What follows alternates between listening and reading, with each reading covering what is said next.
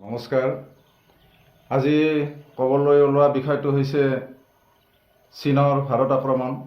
আমি জানো যে 1962 চনত চীনা সৈন্যই ভাৰত আক্ৰমণ কৰিছিল আৰু ইয়াৰ সুযোগটো পাইছিল সেই সময়ৰ ভাৰতৰ যি প্ৰশাসন ব্যৱস্থা তাৰ কাৰণে এই সুযোগ পাইছিল। কাৰণ সেই সময়ত ভাৰতবৰ্ষৰ প্ৰধানমন্ত্ৰী আছিল পণ্ডিত জৱাহৰলাল নেহেৰু। আৰু পণ্ডিত জৱাহৰলাল নেহেৰুৱে যি নীতি আলম লৈছিল সেই নীতিটো আছিল যে তেওঁ সামৰিক ক্ষেত্ৰত টকা খৰচ কৰা নাছিল। সামৰিক ক্ষেত্ৰত টকা খৰচ নকৰাৰ উপৰিও তেখেতে সেই সময়ত যিবিলাক বন্দুক বাৰুদৰ কাৰখানা সেইবিলাকৰ ওপৰতো তেখেতে বিশেষ ব্যৱস্থা লোৱা নাছিল। আৰু এই কথাটো সেই সময়ৰ চীনে ভালকৈ বুজি পাইছিল। আৰু সেই সময়তে চীনৰ প্ৰধানমন্ত্ৰী ভাৰত ভ্ৰমণলৈ আহিছিল আৰু আহি তেওঁ কৈ গৈছিল যে আমি চীনাবিলাক ভাৰতীয়সকলৰ বন্ধু, গতিকে আমাৰ পৰা কোনো চিন্তা কৰিব নালাগে। এনেকুৱা ধৰণে তেওঁ অভয়বাণী দি গৈছিল। আৰু এই কথাটোকে ভাৰতৰ প্ৰধানমন্ত্ৰী জৱাহৰলাল নেহেৰুৱে ব্ৰহ্মবাক্যৰ দৰে মানি লৈছিল আৰু মানি লৈ এটা গোটেই ভাৰতবৰ্ষতে প্ৰবচন তেওঁ প্ৰচাৰ কৰি দিছিল বা এটা শ্লোগান প্ৰচাৰ কৰি দিছিল যে হিন্দী চিনি ভাই ভাই, হিন্দী চিনি ভাই ভাই।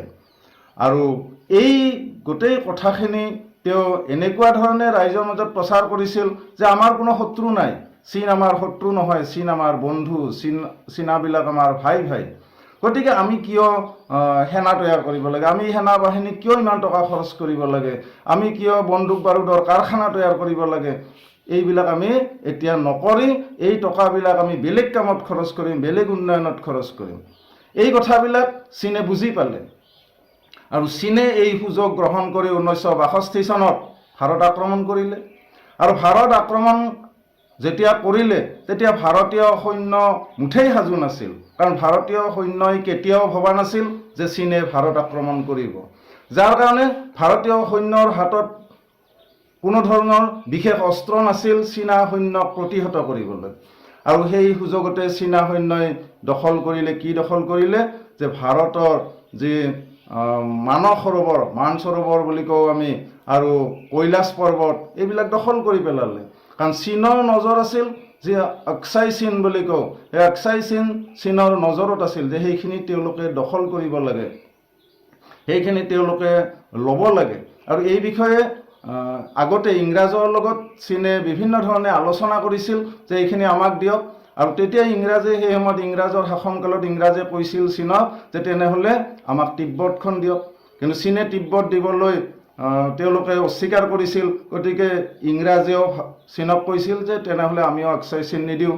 এতিয়া 1962 চনত সেই লাডাখৰ ওচৰত থকা আকছাই চীন চীনে দখল কৰি ল'লে, কৈলাশ পৰ্বত, মানসৰোবৰ এইবিলাক দখল কৰি ল'লে আৰু ৭২,০০০ বৰ্গ মাইল এলেকা ভাৰতৰ পৰা চীনে দখল কৰি ল'লে।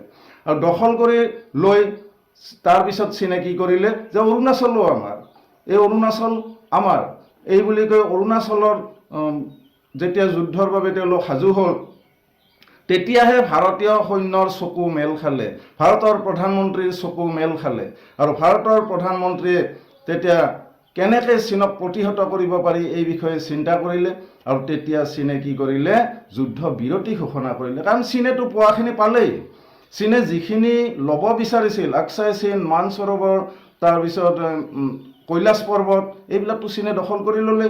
লৈ তেওঁলোকে যুদ্ধ বিৰতি ঘোষণা কৰিলে, যাৰ পৰিপ্ৰেক্ষিতত আমাৰ ভাৰতীয় সৈন্য প্ৰায় ভালেখিনি মৃত্যুমুখত পৰিল আৰু আমি ভাৰতৰ প্ৰায় ৭২,০০০ বৰ্গ মাইল এলেকা চীনক দিবলগীয়া হ'ল।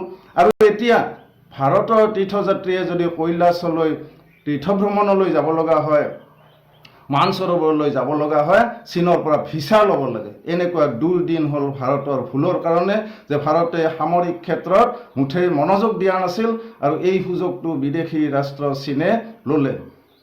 গতিকে আজি চীনৰ যি ভাৰত আক্ৰমণ সেইখিনিৰ বিষয়ে কিছু ক'লোঁ। আৰু অসমো সেই সময়ত বিপদত পৰিছিল, কাৰণ ভাৰতৰ প্ৰধানমন্ত্ৰীয়ে সেই 62 চনতেই চীনৰ হাতত অসমক গতাই দিছিল যে মাই হাৰ্টছ গ' to the people of Assam বুলি অসমক চীনৰ হাতত এৰি দিছিল।